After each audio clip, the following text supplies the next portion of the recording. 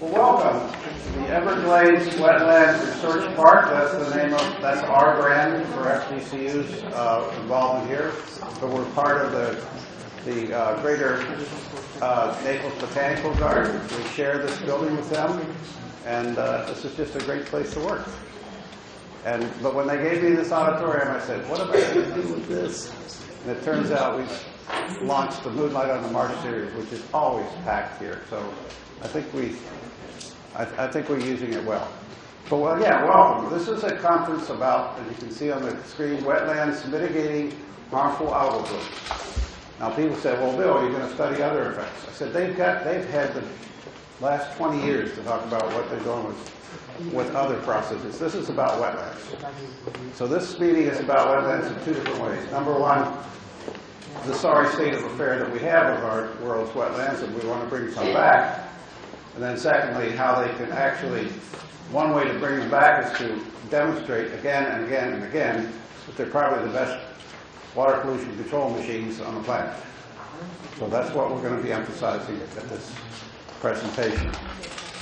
Just to explain the background, well, I'll tell that when I give my talk. Let me not, I'll hide that for then. We have a distinguished panel of 4 individuals who are going to be sort of the welcoming committee. And they're all going to welcome you in a different way, and that's great. And then I'd like to use this panel, since they'll be sitting up here, as sort of the first round of discussions. You haven't heard the formal talks yet, but I just want to get some discussion going on whatever's hot. You know, the EA reservoir would be good, but maybe you're not allowed to talk about that. but certainly what's going on with regard to wetlands in the state of Florida, which is very different. So, okay, so I'll ask, I guess the easiest of all 4 of you go whether it once, right? As I said, in the order of left to right or right to left. Lauren, CHAUNCEY, Daniel Andrews.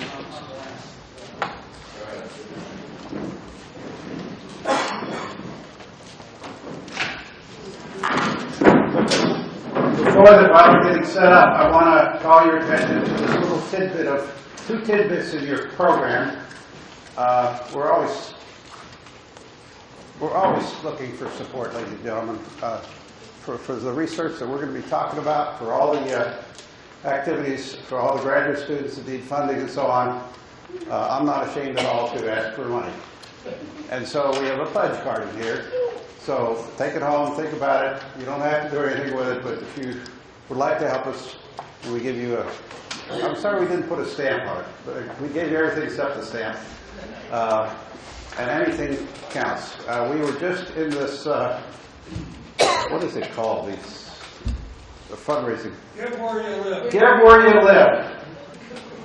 And the Everglades Wetland Research Park did very, very well. And I think we owe applause to whoever was part of that. There are a lot of them in the room. So thank you all for contributing to that.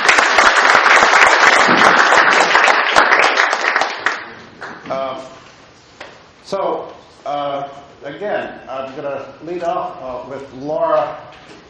And she's going to talk, Laura Frost, from Associate Dean of the College of Arts and Sciences at FGCU. She's known about us for years. I think we were co-fancy people, right? Whatever that title was called for a while. She was head of the Whitaker Center for many years and now has advanced on to be an administrator at FGCU. And we love her because she knows what we're doing. And so, Lauren, if you could just give a little brief introduction on anything you want, certainly on the university. Well, thank you. So, on behalf of Florida Gulf Coast University and the College of Arts and Sciences, I'm so pleased to welcome you to the Everglades Wetlands Research Park at the Academic Center here at the Naples Botanical Garden. If you haven't heard the term wetliculture yet, you're in the right place. As a fellow scientist and a concerned citizen of Southwest Florida, when I first heard Dr. Mitch talk about wetliculture, I was actually pretty fascinated about the opportunities that it could have in both mitigating algal blooms and sustaining our agriculture. So I have to let you know I'm a biochemist, and as a biochemist, my brain tends to understand things in terms of elements and molecules. So here's my definition of wetliculture. It's a fertilizer recycling program for nitrogen and phosphorus. Okay. So Yeah. instead of letting excess fertilizer run off into our waterways, the excess is captured by wetland plants, which ultimately will restore the nutrient levels in the soil for future agricultural plots. That's the way I see it. That's my two-sentence definition. What you're about to experience here tonight and tomorrow night, I think, is a kind of a coming out party of sorts based on 2 years of studies that they've been doing here. Dr. Mitch and his research team. And 2 of the talks tomorrow are going to be by students that are going to be getting their PhDs from Dr. Mitch through this work. So congratulations to those students. The Everglades Wetlands Research Park, as we both know because we came to the university at the same time, their expertise is recognized around the globe, and it's really an area of pride for FGCU as we're ramping up our research efforts in studying water solutions for Southwest Florida. The concept of wetliculture feeds directly into the FGCU mission as well, because we do have environmental sustainability as a piece of our mission. So on behalf of FGCU and the College of Arts and Sciences, we give you a warm welcome, and thank you for making time to attend the workshop.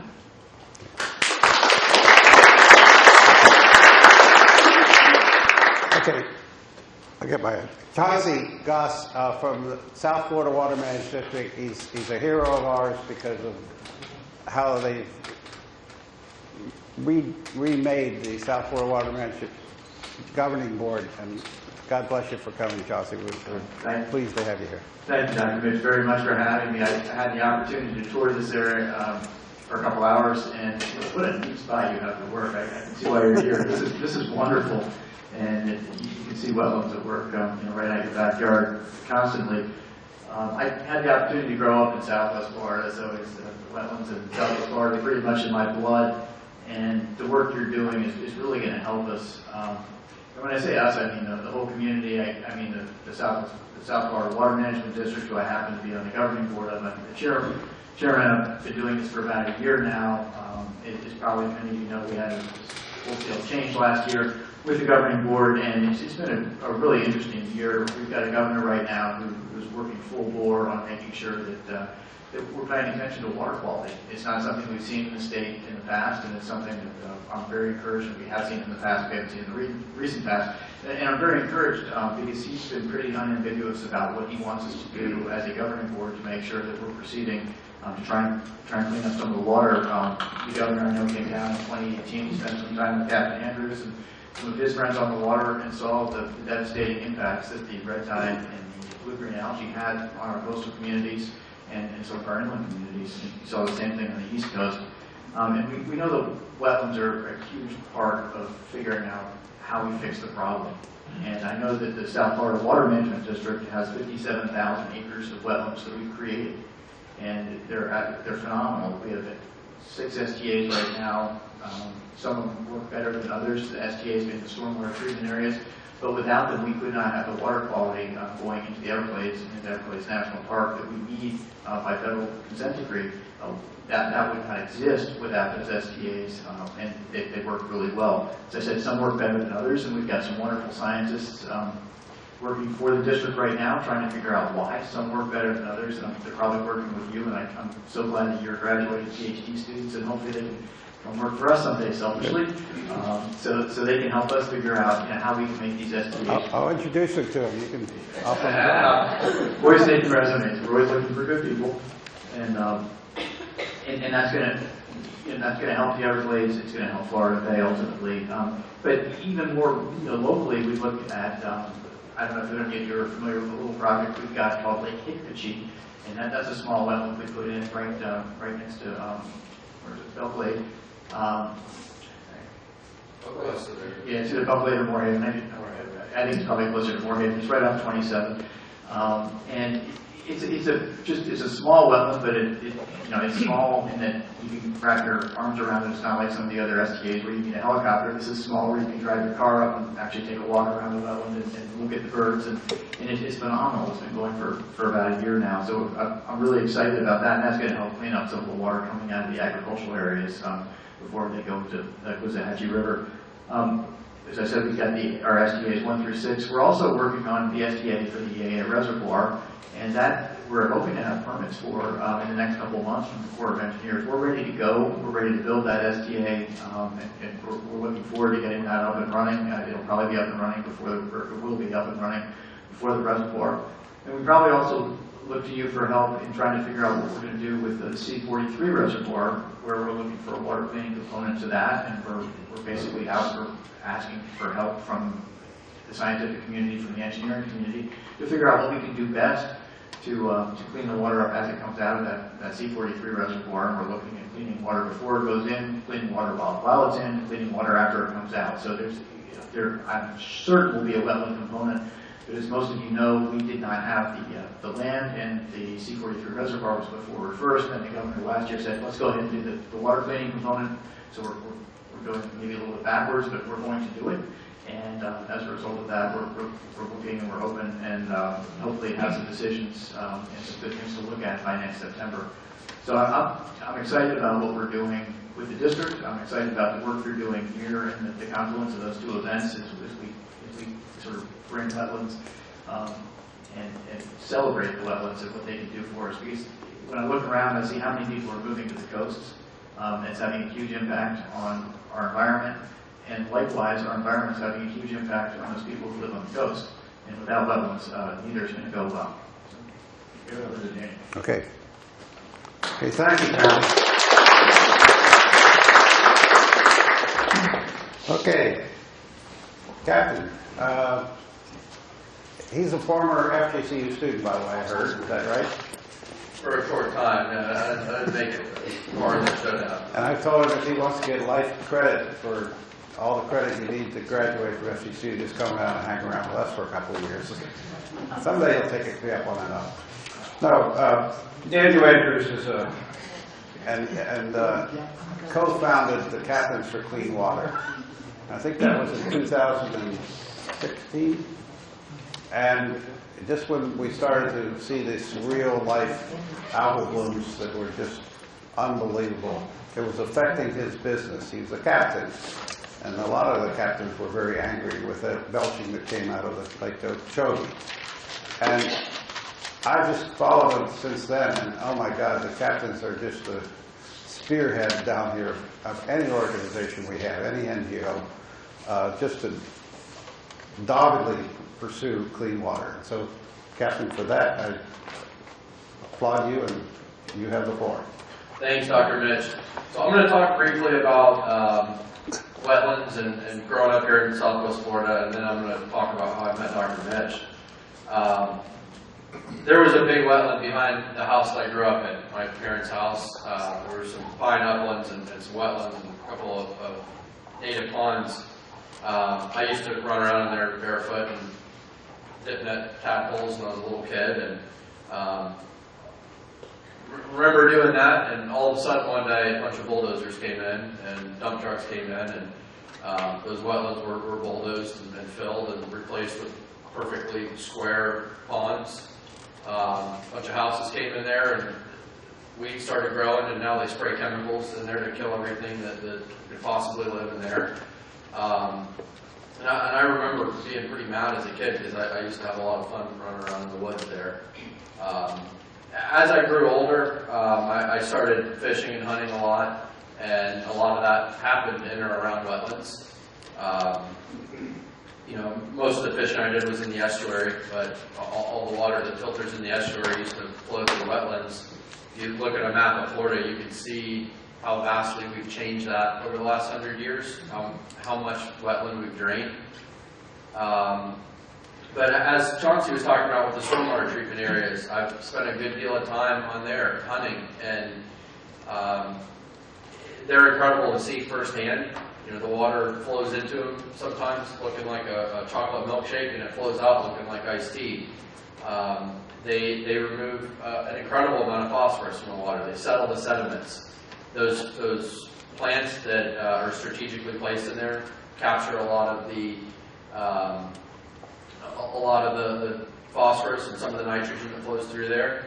And they look nothing like a native wetland, but they function, sometimes Dr. Mitch would probably say more, that they function even better as far as nutrient uptake because of all the strategic plantings and how they're compartmentalized. So although we can't go back and undo what's been done over the last 100 years, those close to 60,000 acres of man-made wetlands prove that there still is, you know, this incredible technology called recreating a swamp that we can use to significantly improve our water quality here in Florida. And you know, we're often faced with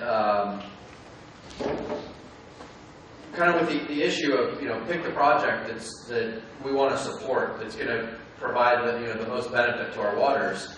And when we're faced with with solutions, either spending money on projects that are, you know, wetlands that are actually going to take nutrients out of the water, or some of the alternatives proposed by the legislature, you know, injecting water into the aquifers. That's a real thing that they're talking about now, that they're going to capture polluted stormwater and inject it into the drinking water aquifers. It's a no-brainer to somebody that's spent as much time as I have, you know, in rubber boots walking around in the wetlands in the state. They're incredible natural filters. It's, you know, the whole southern part of the state used to be wetlands, and they worked incredibly well. Florida used to be like a sponge, and we've cut channels in it, we've dammed flows, and parts of it go dry now. But I mean, I could go on and on about wetlands, you know, from everything from their water filtering to their amount of carbon that they sink. You know, they can pull out of the climate and hold in the soils.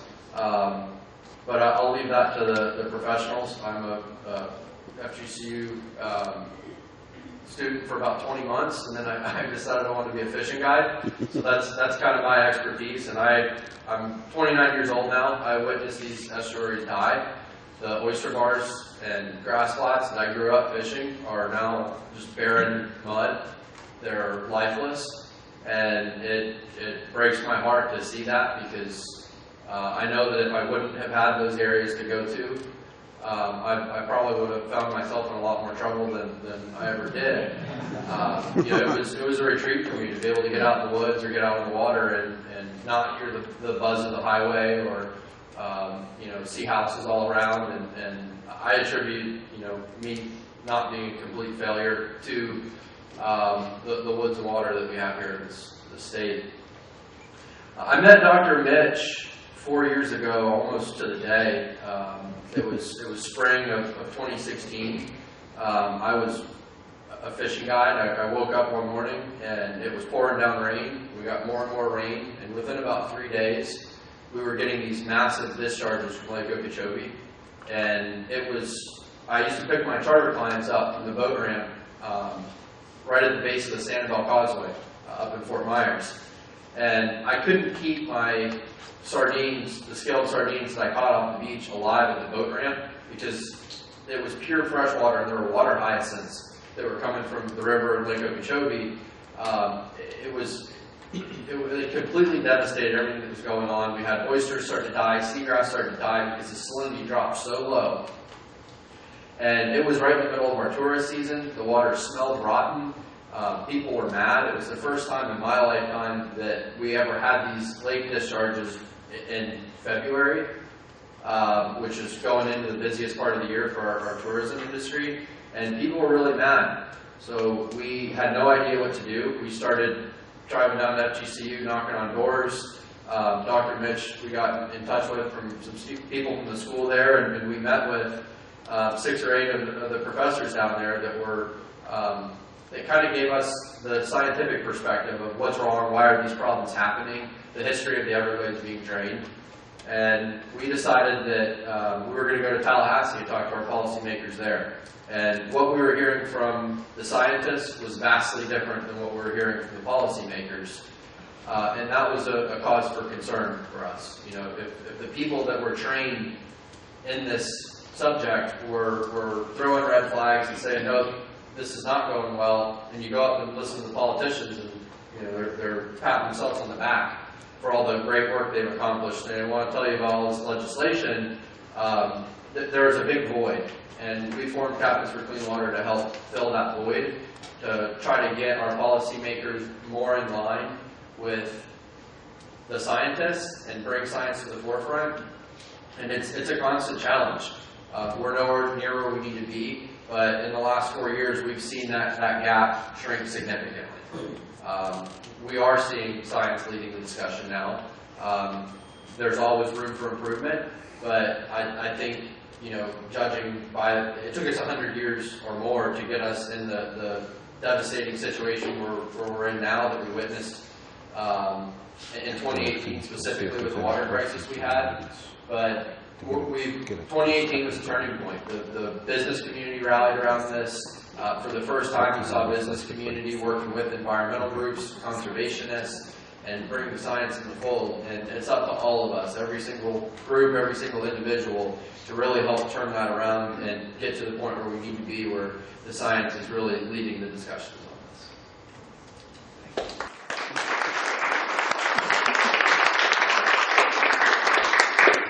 Okay. Thank you, Dan. I will introduce you. Frank has been, I've run into you like in many meetings. I don't know how that is. We always go to the same meetings. Usually the Everglades, let me get this on. Usually at the Everglades Coalition and places like that, right? And I just know that we agree on most things. And I've noticed that over the time. But he's been a great contact in the Sierra Club, and the Sierra Club is one of the more active ones I've seen in the country here in Florida. So good for you guys, and thanks for all the support you've given for the environment. So you can say whatever you want to say. I am going to. So my name is Frank JACKALONE, Florida Chapter Director of the Sierra Club. We have 240,000 members and supporters in the state of Florida. We've gone 17 groups around the state, including one here in Southwest Florida. I want to recognize a couple of my colleagues who are in the back. Chris Costello, who directs our Wild Florida programs, which includes the Red Tide Campaign, Wildlife Protection Campaign, Everglades Restoration Campaign, and Michael McGrath, who is our new organizer in Southwest Florida, based in Fort Myers. He's working to protect the panther and wildlife habitat here and to fight red tide. I may speak a little bit longer than you want, but just cut me off, okay? And I just want to tell you that I'm taking a little bit of liberty because I just turned 65 in October. I'm getting into my Marjorie Stoneman Douglas years, and I'm angry, and I'm gonna tell it like it is. All right. So when I got started in Florida 23 years ago, I came to Florida to head Sierra Club's operations to build it. And the first thing that I encountered was Everglades. And Everglades was the most complex issue that I had ever faced in my life. I mean, I had worked on a lot of things, but Everglades was really complex because of all of the competing interests. The population in South Florida and Southwest Florida and Central Florida, 1/3 of the state, really dependent on the Everglades and surrounding the Everglades, encroaching into the Everglades. Big agriculture being a dominant force in the Everglades. And then people having come up with all these plans to replumb the Everglades that failed, that diverted the water to the sea, that compartmentalized the Everglades, that led all of these unintended consequences that were killing the Everglades. So people realized they needed to do something about it. They came together on something called the Comprehensive Everglades Restoration Plan. SERP. Any of you ever hear of that? Okay, so there we got some people who've studied this. All right. So I was involved in lobbying for SERP and getting it improved. Sierra Club almost opposed SERP, which might have been a kiss of death for SERP because we had a presence in Washington and there were people who were wondering in D.C., why should Florida get all this money? You know, you're committing the first ever ecosystem restoration project in the country that Congress was fully committing to with a 50-50 partnership with the state. We're talking $10, $20 billion, right?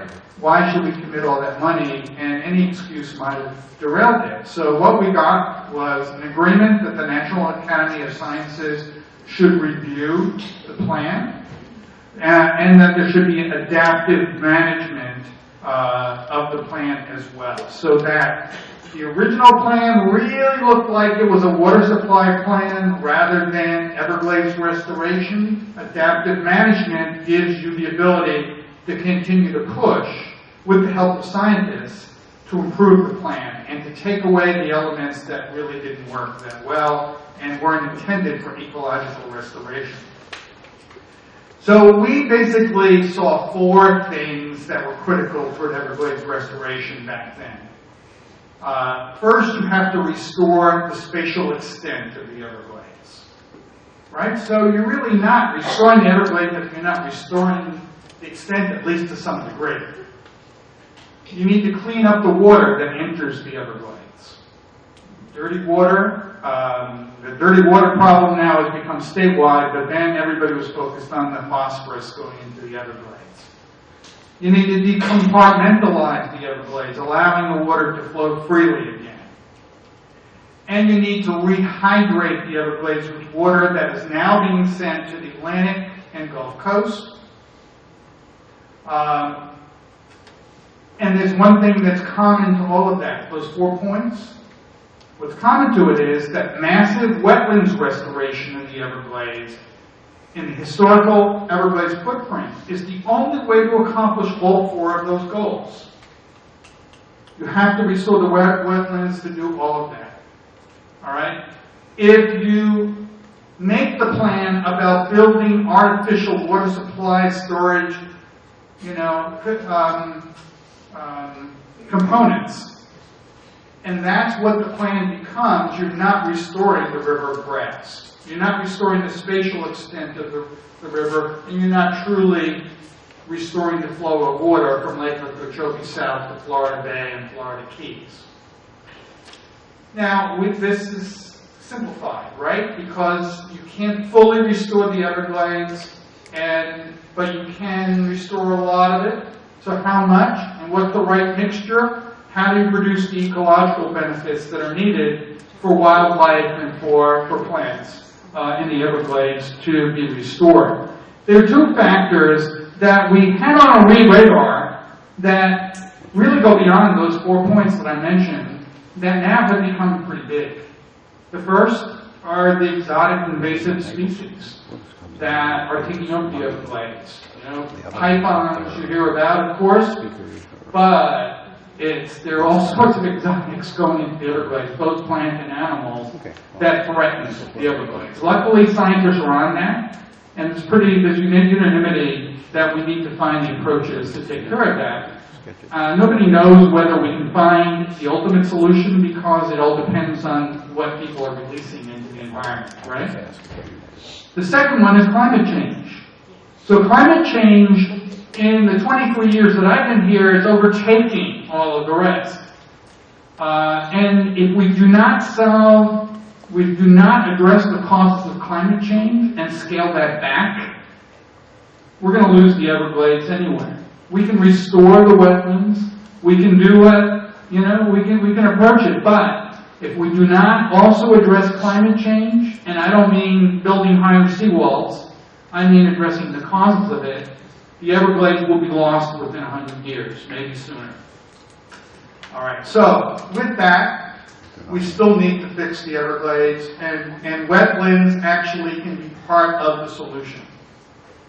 So what are some of the corollary benefits? all right? Besides achieving those 4 goals. 1, you reduce the nutrients that fuel harmful algae growth. That's the subject of this meeting.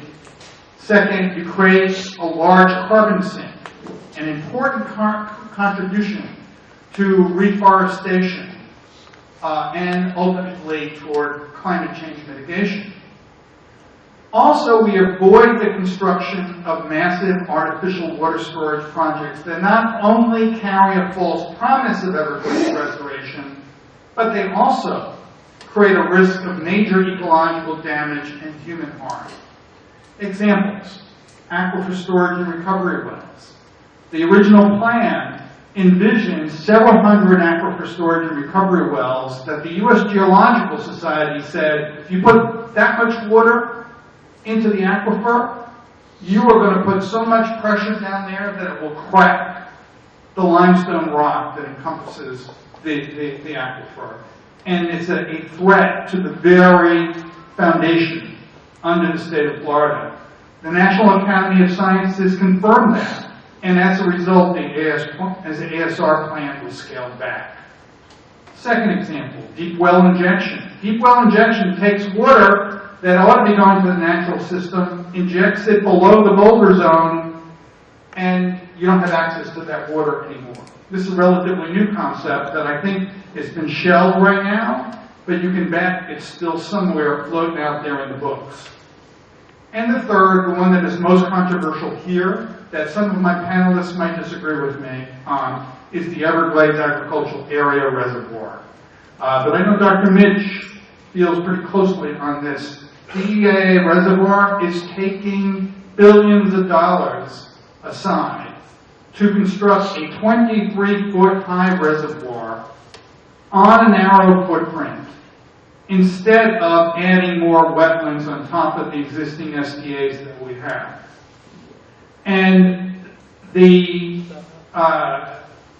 cost of it, in our view, is higher than if you just went out and bought the wetlands and restored them. And the ecological benefits are much less. You're really not restoring the river grass. You're not, how are you going to clean the water sufficiently in order to release it further south when it's sitting in that reservoir? If you don't add the additional stormwater treatment areas, you have a problem. And so we were very disappointed when a plan for a 6-foot high reservoir that would cover a large area, acquire a lot of land in the sugar areas, was converted to a 23-foot high reservoir on a smaller parcel of existing land owned by the state. It was a deal with the sugar industry. We think it's a bad deal. And we're going to continue to say that. And then the final benefit of massive wetlands restoration are economic benefits. Wetlands restoration, less expensive, saving taxpayers money. Economic catastrophe is avoided if we deploy a wetlands creation strategy to combat red tide and climate change. It won't do it by itself, but it's a key element in addressing those two issues. Wetlands creations can be a smart business move, and Dr. Mitch has done a brilliant job in addressing that issue, and you'll learn more about that over the next couple of days. And we would also point out that if we were to buy that sugar land and you downsize sugar, not eliminate it, but downsize it, and downsize sugar's economic growth, the people in the Glades community south of Lake Okeechobee and all those fishing communities, those farming communities, would not be quite so much under the yoke of big sugar and would be able to diversify economically and rebuild. So that's another economic benefit of a different plan. Now, in related news today, Florida formally applied to transfer 404 wetlands destruction permits from the federal government to the state. Chris? I just hissed. Sorry, Yes. it just Okay, came I out. could shoot your head no. Okay. So this is danger because, you know why it's a danger? Because those wetlands destruction permits are requested by developers. And developers have a tremendous amount of power in the state of Florida.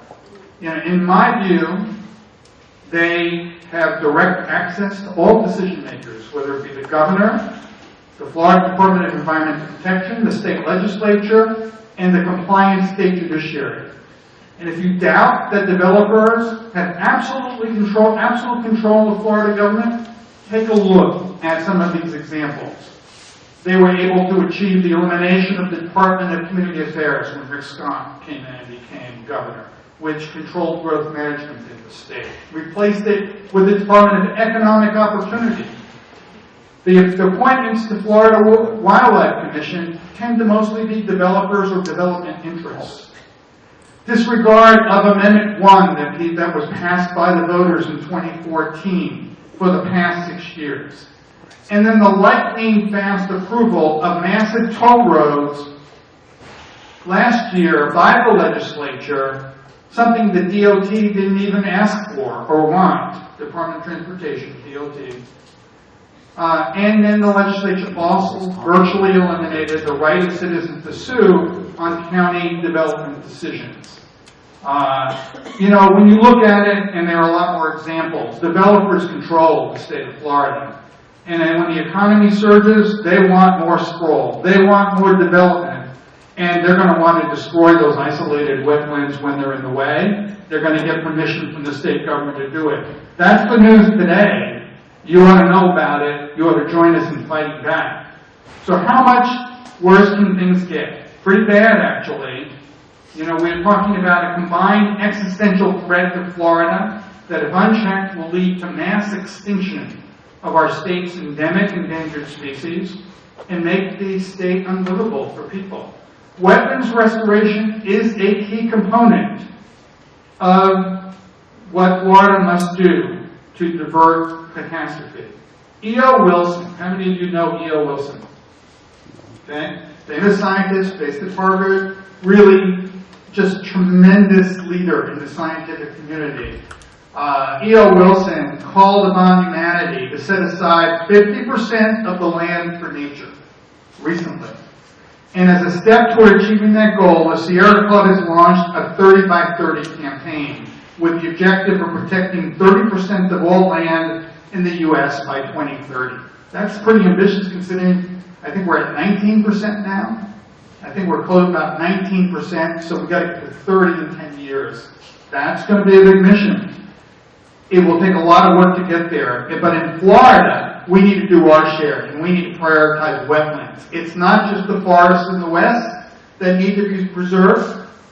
It's the wetlands in the south as well, including Florida.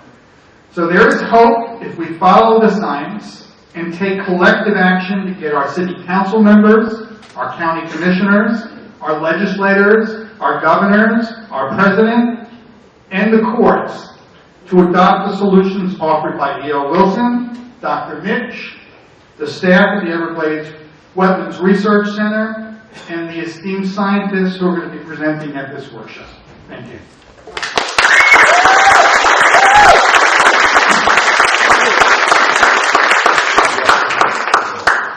Well, this is never working.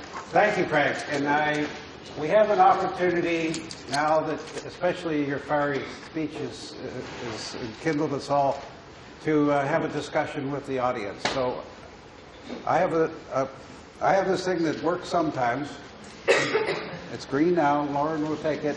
Any questions, any comments, any discussion? We've got a few minutes. So. I was wondering with the World Landscape Stewardship Area, which is, is 185,000 acres, we just lost the first battle of several of us fought for 2 years in the rivercrest. And the wetland must be a major issue for you on that. Yeah, we are with the Conservancy of Southwest Florida in opposing the current plan for the rural land stewardship program. It would develop far too much habitat within existing panther critical habitat, within their primary habitat. It's just, it's an example of the sprawl that I talked about. So, we think they need to go back to the drawing board, and we're going to work to do that. Michael McBrown on my staff in the back is working on that project, and I encourage you to speak to him. And several of the commissioners are up for election. 3 voted for it, 2 Penny Taylor, and Sanders voted against it. So we ought to put our voting to power too. I think so, and they're going to be, every point along the way, there'll be decisions that need to be made, and there'll be, something as simple as wetlands destruction permits in the footprint. If there's a wetlands destruction permit, right now, the Army Corps of Engineers makes that decision. If the state makes that decision, I guarantee you that the Collier family will have a lot of influence on getting those permits approved. We need to keep that in the courts, the federal courts. Okay, Duke, here's the microphone. I have a simple question, Mr. Goss. We have an isolated basin in Collier County. And right now, we're just about out of board members over at Big Cypress Basin. Governor's had the recommendations for quite a while, the appointments office. Where are our representatives? If we're going to get wetlands in Collier County, we need to have the isolated basin represented. Thank you. That's a great question. I thank you for that. Yeah, you in Collier County are incredibly fortunate that you have the Big Cypress Basin. It's the only basin I know that's county specific. And as I said, you're very fortunate to have that. Charlotte Roman is our governing board member. She's chairwoman of that. I don't know where the governor is on this. I know the appointments office has its hands full right now. There are a lot of appointments across the state, and I know that he's working on it. But I appreciate your comment, and I will make sure I get back to them, and I'll see if I can find out. I doubt I can, because I don't have a lot of clout there, but I'll see what I can find out. Because I agree with you, it is important. Okay, we have another comment? Yes, sir, from Sierra Club. Your proposed state buyout for the agriculture areas, you mentioned downsizing. I just wanted to know, would you include, the state possibly providing aid for this downsizing and inclusive diversifying of the people and employers that will be slowly being let go? So we are very familiar with what's going on in the Glades communities where there's high unemployment and where the sugar industry controls those communities with an iron fist.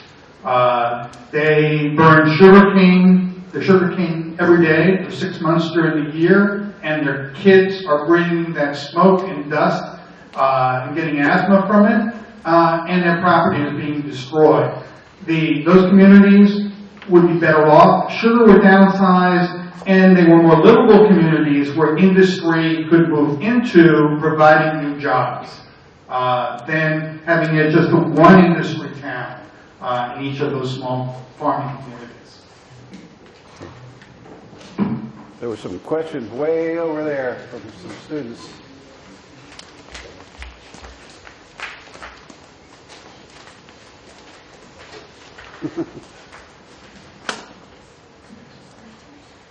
Good evening. I want to take this chance while we have such a diversified panel to just ask again on another agricultural questions. With the decline of citrus due to greening as well as the overall demand falling, and we all know as far as the scientific community goes, that wetlands are the most efficient way to treat water. And with all the buyouts happening that are aimed at sugar and for these reservoirs have different agricultural entities besides sugar. Some of the major players named was Lico, due to some of these other guys that are in these communities, been approached for buyouts for actual treatment wetlands instead of just reservoirs. Yeah, absolutely. Particularly north of the lake, we've been working with the ag industry, citrus and cattle, and we're doing something called water farming. And we've got a bunch of water farms that are actually working really well, and basically they're not quite like the STAs. They're not engineered like the STAs. They're much simpler. They're much cheaper. As a result, so we're basically pumping water from a closed source, storing it on that land. The water's getting cleaned up, and then we're putting it back into the system as we need to. So it's worked out pretty well, and I think that I know that some of the folks in the citrus industry up there like it. I know some of the cattlemen up there like it, and it seems to be working pretty well. Well, as far as current and present plans, while the industry is down, there's not, it doesn't look like it's coming up anytime soon. Are there any proposed plans to buy in the future in the southern side of the lake? I'll mention that. Buying in the south of the EAA, I don't think there are right now because I don't think anything's for sale, to be honest. And unless there's a willing seller, the answer's no. Okay, we take one or two more questions. So. I've been watching this process for quite a few years. I taught a course in a small school in Boston called Environmental Science, and we started our course, even though we were in Boston, with the study of the Everglades in 1972. And it was the ideal ecosystem for studying all of the producer, consumer, decomposer, niches, interdependent species, habitat. It was a beautiful study, which has become a despicable study today. In Boston, what we've done when we came across an agency that was questionable in its approach to the environment is we've sued them. And I don't know if you're familiar with the Big Dig in Boston, but the Environmental Protection Agency was sued by Conservation Law Foundation. I have never quite understood why the environmental agencies in this state and the intellectuals which are in the college scene have not been able to put together a lawsuit legally binding EPA and DEP in this state to adhere to the Federal Water Pollution Control Act. You have an ongoing disaster, and it's not going to get better. There's no way this is going to get better unless you buy the land. That Florida Forever had meaningful teeth in it, but once again, it was beaten down by the politicians, and the people allowed it without coming back and suing. And I do think that the only way this will be resolved, given the fact you've got at least $100 billion worth of waterfront real estate sitting on this Gold Coast, and you've got $100 billion a year coming in through the various sources of tourism, the momentum of that value and it being held in abeyance by Sugar and Mosaic, whose income doesn't even come close to approximating what the value of these resources we generate with tourism and real estate existed are. And so I'm wondering, when is this lawsuit going to get positioned and put some teeth behind all of the wonderful ideas? The ideas sit there, they grow, they have their own metabolism, so to speak, and they grow now because of this toll road. This toll road is probably the most disastrous possibility that the state could face. You got a region in the center of this state, the size of Rhode Island, that is just waiting to be developed by we know who in the White House, his friend. And that's exactly the road that will go through the land which has the highest phosphorus content in the state. And we know who's going to take advantage of that once the road goes. You've got sinkholes that have occurred. You've got hundreds of millions of gallons of highly acidic, phosphate-laden waste that ate right through the limestone in 2 instances. And DEP turns its head and said, don't tell anybody this happened. And we still don't know where that phosphorus is. But all of these things happen, and we talk, and we talk, and we talk. When is the lawsuit going to begin? When are we going to force EPA to adhere to the Clean Water Act for the good of the state and the citizens of Florida? And I should say the United States, because the Florida Everglades is a treasure, and it's a unique treasure. Okay, so the answer is that we already did this. We went to court, we sued EPA to get numeric nutrient standards imposed on phosphorus and nitrogen in the state of Florida.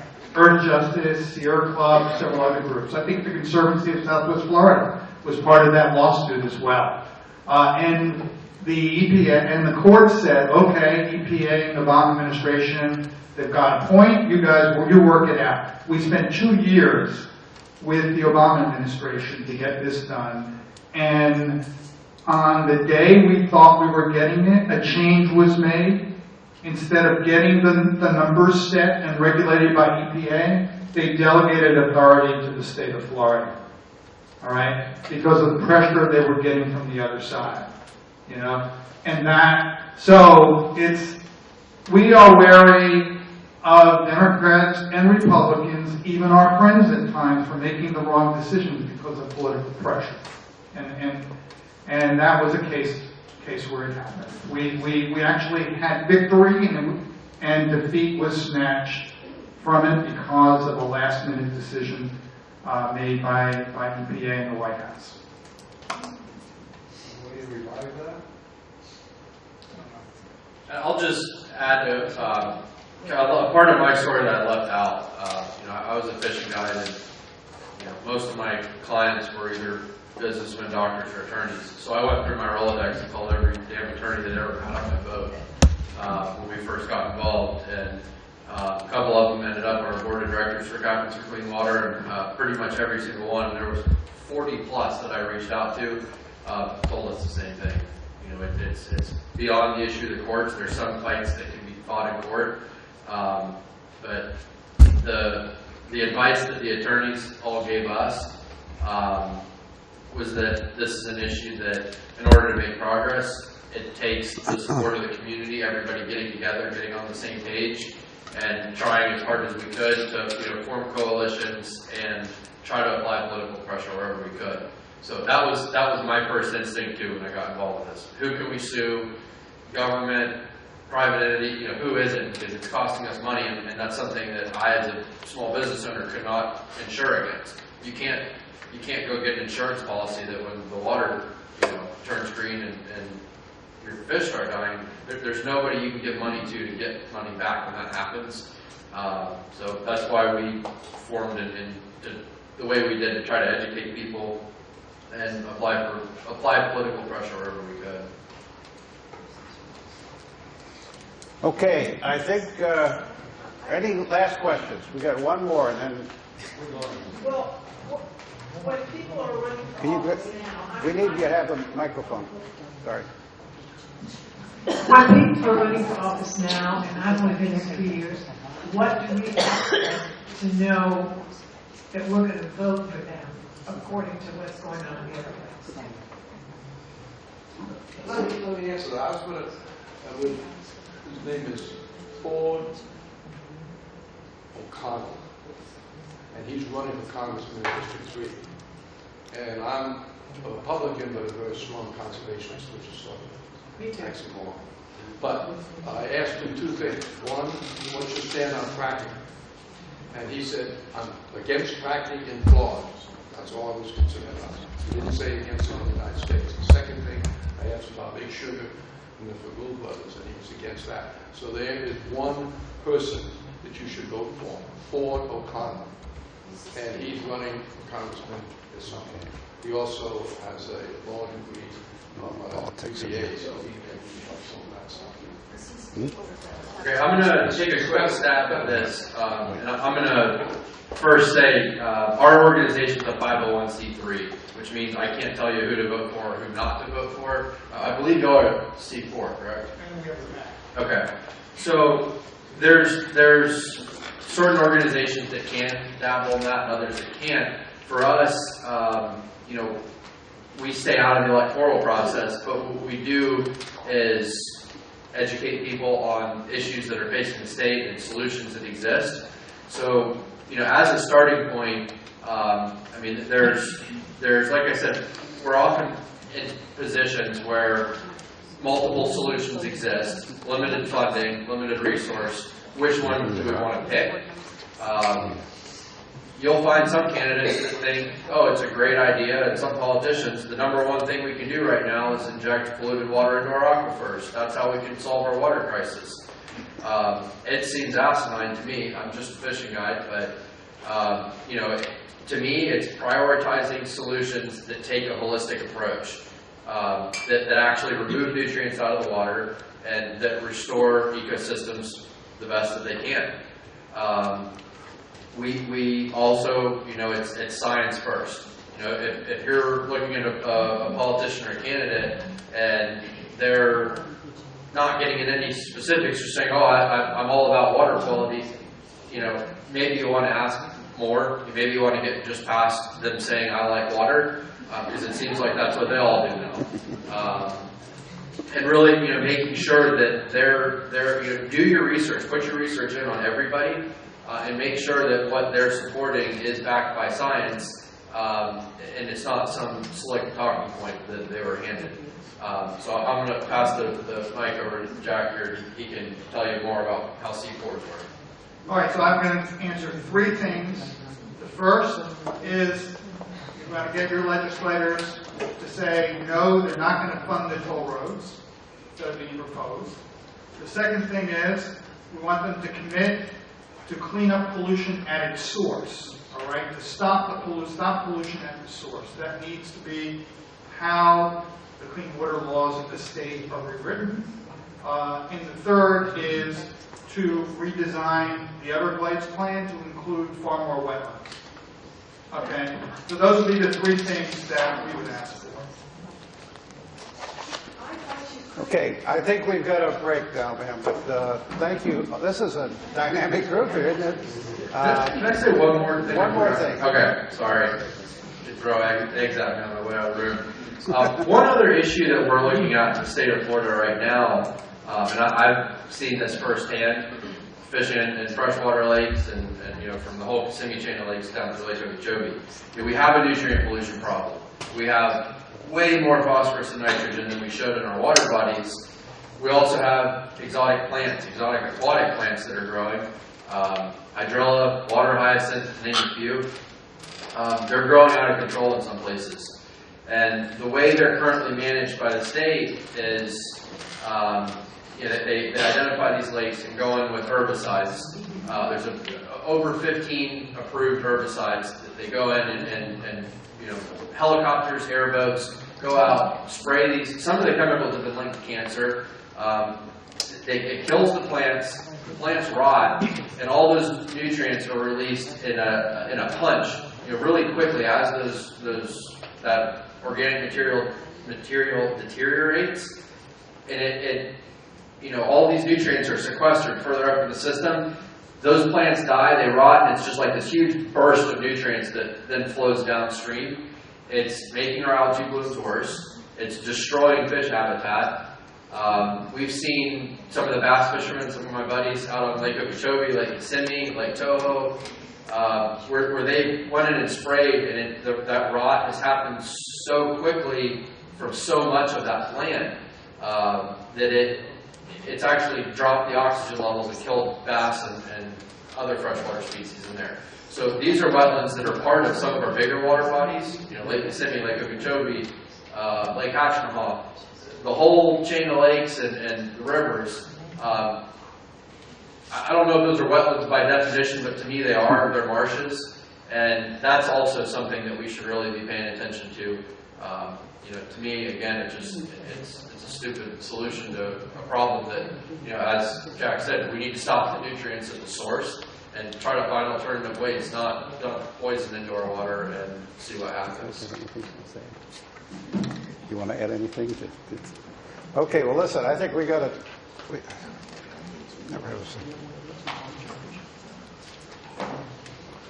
Oh, forget it. I think we're going to take a break now. I want a great applause for these guys. It's really...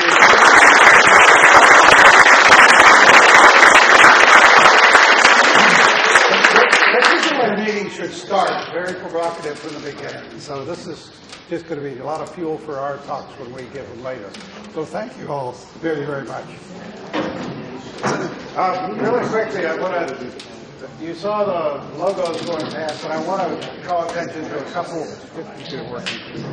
I do have a mic for the recorder. Okay. You see the logos up there. Naples Women's Club. I want to especially pay homage to this. Who represents the Women's Club here? Stand up, please. Helping to support this, and we started out with a bang, didn't we? And then let's see, is Donna McGinnis still here? Or did she leave? But we appreciate the collaboration we have every day with the Naples Botanical Garden. I want to mention that. So again, thank you all for coming. There's, I don't know, we have soft drinks and cookies or something is it outside?